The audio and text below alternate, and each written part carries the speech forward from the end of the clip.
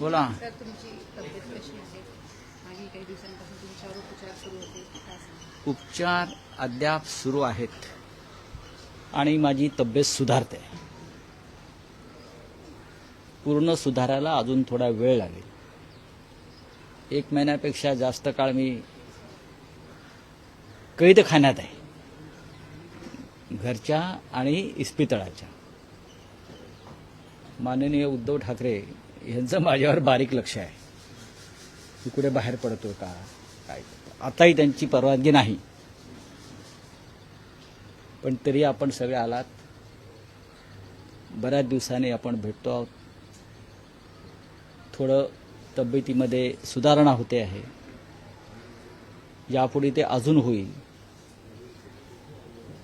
उपचार फार कठोर असतात, आजारापेक्षा उपचार भयंकर असतात, पण ते चालू आहेत.